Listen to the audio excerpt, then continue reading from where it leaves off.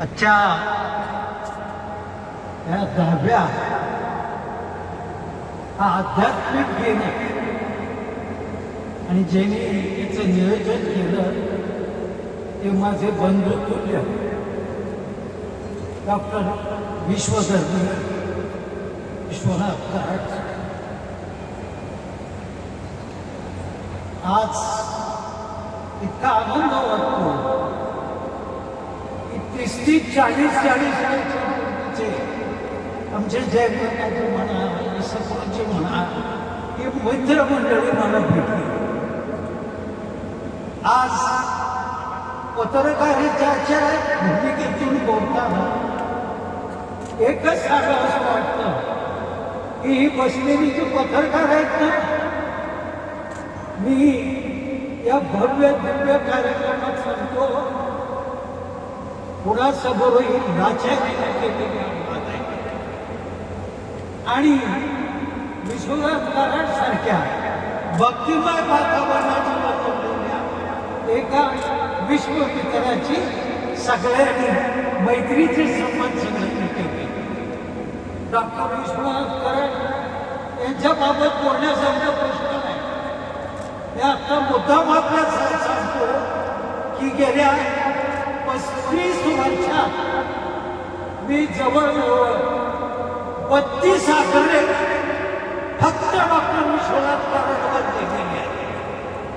त्या पाठीमागची भूमिका की तात्विक आनंद असतो तो मिळण्याची ही परिसीमा इथे असते. मित्रत्वाची परिभाषा काय असावी त्याचा जर संतुलन कुठं पाहिजे असेल तर डॉक्टर विश्वनाथ कराड यांच्या एकूण कारकिर्दीत बघावं. बंधुरो, आज काही जास्त बोलणार उचित नाही, पण आमच्या सगळ्या ज्येष्ठ पत्रकारांचा सन्मान केला, गौरव केला याबद्दल कृतज्ञता व्यक्त करतो आणि कामाला परमेश्वर पांडुरंगाला प्रार्थना करतो. हे पांडुरंगा या महान शांतीयोग्य दीर्घायुष्य दे आणि सगळ्यांना शांतीचं बदल बसू दे एवढं प्रार्थना करतो. हे सगळे अभंग होते, त्यात सर्वात जास्त अभंग गांधीजींनी तुकारामांचे निवडले आणि म्हणून मला वाटतं ते फार महत्वाचं आहे. गांधीजींचा विचार पुढे नेला पाहिजे. या परिषदेमध्ये उद्या काय होणार मला माहिती नाही, पण ज्या पद्धतीचं आक्रमण एका विशिष्ट भूभागावर दुसऱ्या भूभागावर होत आहे त्याचा निषेध ही परिषद करण्यात की नाही हा मुद्दा आहे. नेत्याने निषेध होणार की नाही हा मुद्दा आहे. असे अनेक विषय त्याच्यात आहेत आणि मला असं वाटतं की it is our duty to say something, say loudly, say आणि क्लिअरली, स्पष्ट, स्वच्छ आणि निर्भयतेने आपण बोलण्याची आज गरज आहे. आणि गांधीजींनी हीच गोष्ट सांगितली आहे. कराड सरांनी आमचा सत्कार केला, आमच्या पत्रकारितेचा गौरव केला. मी कराड सरांचं कार्य गेले अनेक वर्ष पाहतो आहे. मला असं वाटतं की आम्हाला अतिशय उपकृत पदार्पण केलं. या अतिशय जागतिक दर्जाच्या एका अतिशय संत ज्ञानेश्वर सभागृहामध्ये आमचं तुम्ही कौतुक केलं. मी आपले अतिशय मनपूर्वक आभार व्यक्त करतो.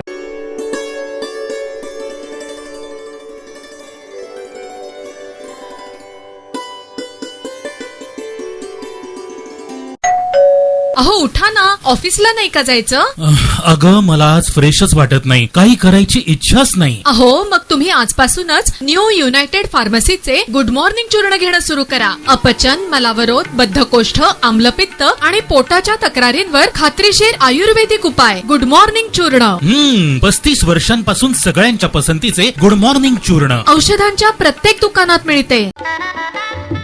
आयुर्वेदिक वैद्यांनी तयार केलेली न्यू युनायटेड फार्मसीची शास्त्रशुद्ध निर्मल सुगंधी उटणी. केशर उटणे, मैसुरे चंदन, मराठी मोगरा, शाही गुलाब, दिलखुश, पारंपरिक उटणे आणि युनायटेड निर्मल सुगंधी अभ्यंग तेल म्हणजेच दिवाळी. सर्व स्टोर्स मध्ये उपलब्ध. निर्मल सुगंधी उटणे.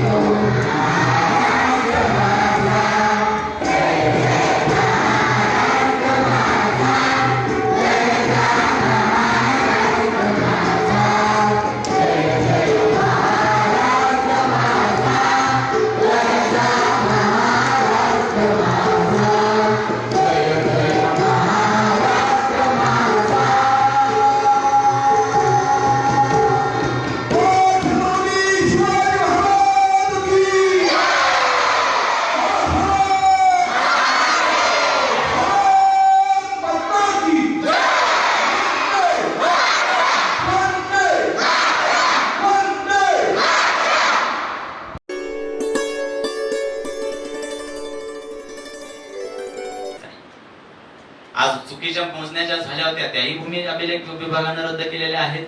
पीएमआरडीए प्रशासनाला ज्या काही पुराव्यांची गरज आहे तेही पुरावे त्यांच्या समोर आहेत. तत्कालीन पीएमआरडीएचे आयुक्त राहुल महिवाल या प्रचंड भ्रष्ट अधिकाऱ्यानं माझ्यासारख्या अनेक परिवारांना त्रास दिलेला आहे. मी जाणीवपूर्वक नाव घेतोय.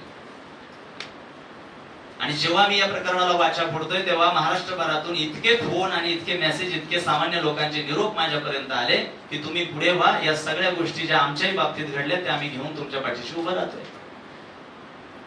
तर तत्कालीन प्रशासकीय यंत्रणेत सक्रिय असणाऱ्या त्या पीएमआरडीएचे जे आयुक्त होते राहुल महिवाल यांनी जे संबंधित अवैध बांधकामचे बिल्डरनी दबाव तंत्र वापरून माझ्या वडिलोपार्जित जागेत केलं होतं ते निष्कासित करण्याची ऑर्डर काढली. आणि तदनंतर संबंधित बिल्डर जो सचिन भन्साळी नावाचा आहे तो समोर येऊन त्या आयुक्तांना एक फक्त साधा अर्ज लिहून देतोय समोर बसून, आणि 1 तासात पीएमआरडी आयुक्त स्वतःच निष्कासित काढल्याचे ऑर्डरचं पत्र रद्द करतात. याला मी समजायचं काय? त्यांना व्यक्तिशः हा विषय माहिती आहे. व्यक्तिशः 2 वेळा त्यांच्या समोर हा विषय गेलेला आहे आणि त्यांनी व्यक्तिशः सूचनाही प्रशासनाला दिलेल्या आहे. प्रशासन सचिन भन्साळी कुटुंबियांच्या पैशाच्या जोरावर त्याच्यामध्ये मशगूल आहे. राहुल महिवाल यांनी प्रचंड भ्रष्टाचार केला, हे मी सबळ पुराव्यानिशी बोलतोय. भ्रष्टाचार केलाच आहे. आणि आता सभ्यपणाचा जो एक बोरखा घालून जे आत्ताचे पीएमआरडी कमिशनर आलेत त्यांनी सुद्धा तीच वाट धरलेली आहे. 2 मिनिटाचं उत्तर देऊ ना. तुमच्या प्रश्नाचं उत्तर देतो. आर्थिक सत्ता, राजकीय व्यक्तीचं नाव सांगा. नाव स्पेसिफिक नाव मला माहित नाही. कसं आहे सर, हे प्रकरण वळवण्याचा प्रयत्न जो चालू आहे त्याच्यामध्ये मला स्पेसिफिक कोणाचं नाव घ्यायचं नाही.